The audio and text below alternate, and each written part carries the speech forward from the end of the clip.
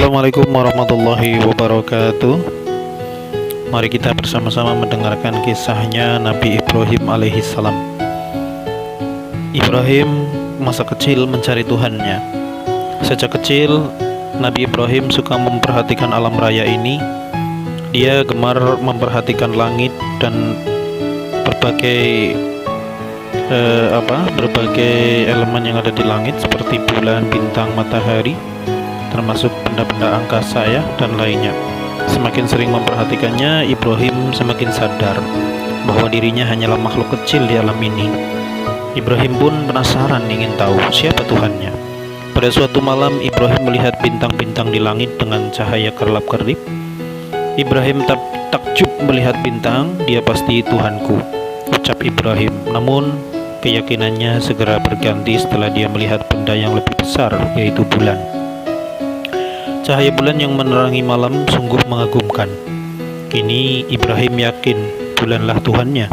Tetapi ada kejanggalan jika bulan dia anggap sebagai Tuhan. Bulan hanya terbit waktu malam. Aku tidak menyukai Tuhan yang tenggelam. Begitulah Ibrahim meragukan. Sehingga suatu pagi Ibrahim melihat benda yang jauh lebih besar dengan sinar yang amat kuat, matahari. Lalu ia mengatakan dalam hatinya, mungkin inilah Tuhan saya. Wah, ini mungkin Tuhan saya, dia lebih besar. Tetapi keadaan ini tidak berbeda dengan sebelumnya.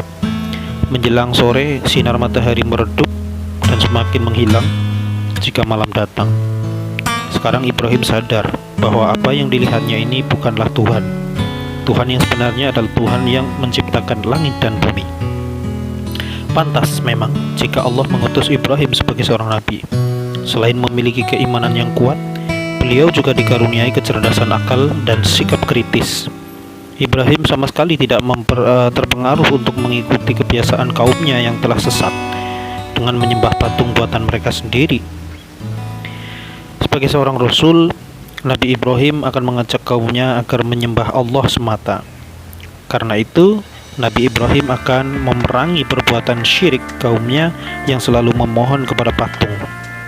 Kebiasaan nenek moyang kaumnya sejak dulu. Tentunya tugas ini sangatlah berat dan penuh tantangan.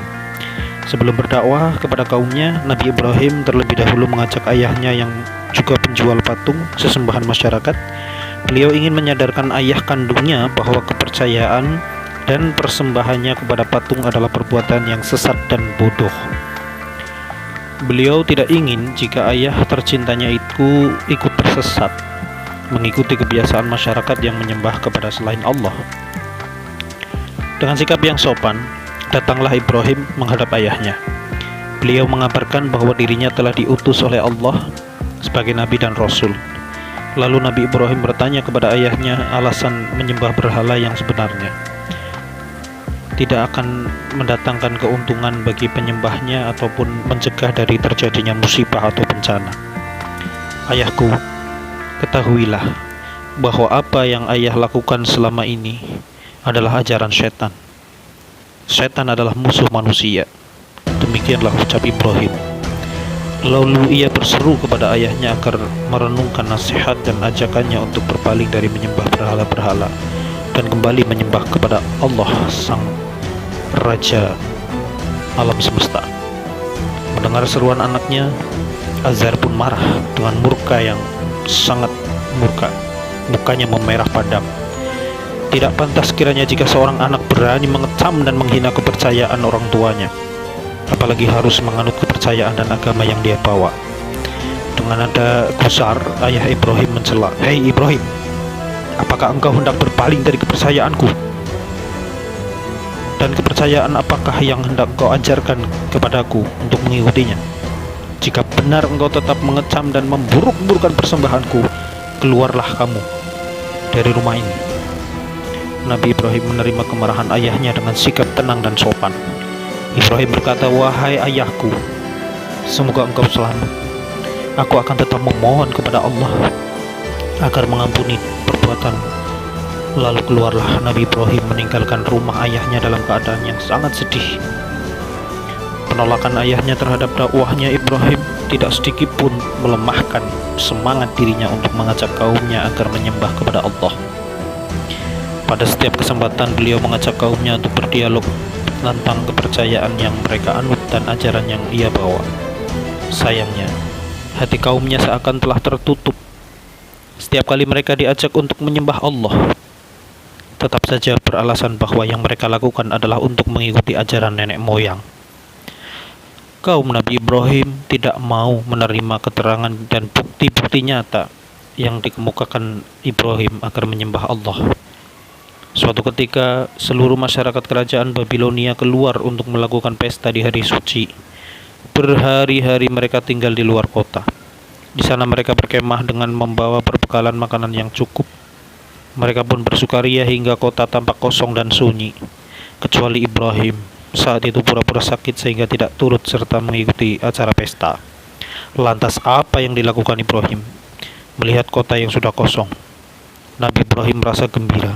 Inilah kesempatan yang sangat saya nanti-nantikan. Dengan membawa sebuah kapak di tangan, ia pergi menuju tempat peribadatan kaumnya yang sudah ditinggalkan tanpa penjaga. Yang dilihatnya hanyalah deretan patung-patung di serambi tempat peribadatan. Di sana Nabi Ibrahim lantas menghancurkan patung-patung tersebut dengan kapak yang dibawanya. Namun ada satu patung yang utuh, yaitu patung paling besar, tidak dirusaknya. Patung itu justru dikalungkanlah kapak di lehernya. Para penduduk langsung terkejut begitu pulang dan melihat patung-patung mereka telah hancur berantakan. Tuhan mereka kini tinggal potongan-potongan yang berserakan di atas lantai. Tentunya semua heran.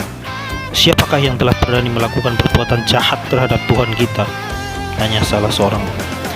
Seseorang berkata, siapa lagi kalau bukan Ibrahim, karena dialah satu-satunya orang yang tinggal di kota waktu ini. Semua berada di luar untuk merayakan hari suci. Marah dan kutukan terdengar dari segala penjuru. Mereka menuntut agar si pelaku diadili. Pengadilan telah dimulai. Ketika Nabi Ibrahim alaihissalam datang menghadap para hakim di persidangan, dia disambut oleh hadirin dengan teriakan kutukan dan cercaan. Hakim lantas bertanya kepada Nabi Ibrahim, Ibrahim, apakah kamu yang melakukan penghancuran dan perusakan Tuhan-Tuhan kami? Dengan tenang Ibrahim menjawab, patung besar yang berkalungkan kapak di lehernya itulah yang melakukannya. Coba tanya saja kepada patung-patung itu, karena merasa diejek. Para hakim terdiam sejenak. Kemudian berkatalah hakim, engkau kan tahu bahwa patung-patung itu tidak dapat berkata.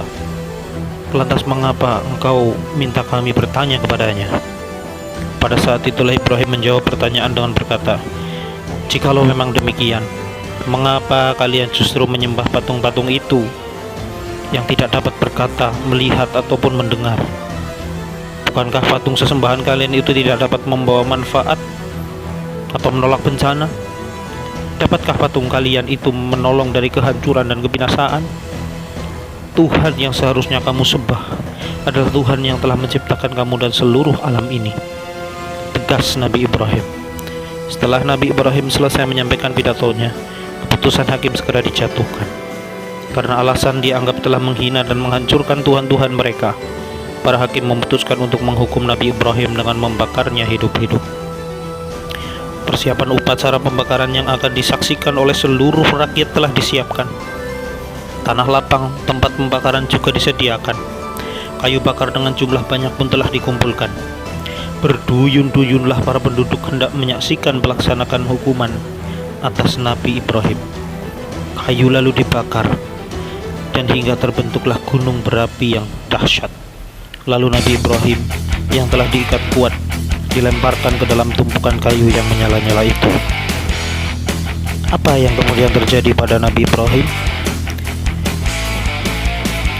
Allah menurunkan mukjizatnya. Ya naru kuni bardan wa salaman ala Ibrahim. Hai api, jadilah kamu dingin dan selamatkanlah Ibrahim. Seketika api itu menjadi dingin. Lalu kobaran api yang dahsyat itu ternyata tidak terasa panas. Hanya tali temali dan rantai yang mengikat tangan dan kaki Ibrahim saja yang terbakar hangus. Sedang tubuh dan pakaian yang melekat di tubuhnya tetap utuh, tidak sedikit pun tersentuh oleh api. Penduduk pun tercengang tatkala melihat Ibrahim masih hidup. Bahkan beliau keluar dari bukit api yang sudah menyala-nyala itu, ya, yang sudah menjadi abu itu dalam keadaan utuh dengan pakaiannya yang masih menempel. Mereka lantas meninggalkan lapangan dengan keheranan. Keadaan inilah yang menimbulkan rasa ragu penduduk terhadap penyembahan patung seperti yang selama ini dilakukan. Sebagian masyarakat ingin menyatakan imannya kepada Nabi Ibrahim untuk menyembah Allah semata. Sekalipun mendapatkan ancaman dan kemarahan dari para pembesar kerajaan, Nabi Ibrahim tetap menyampaikan dakwah kepada kaumnya agar hanya menyembah kepada Allah Tuhan seluruh alam dan isinya ini. Sekian kisah Nabi Ibrahim alaihissalam. Billahi taufiq wal hidayah. Assalamualaikum warahmatullahi wabarakatuh.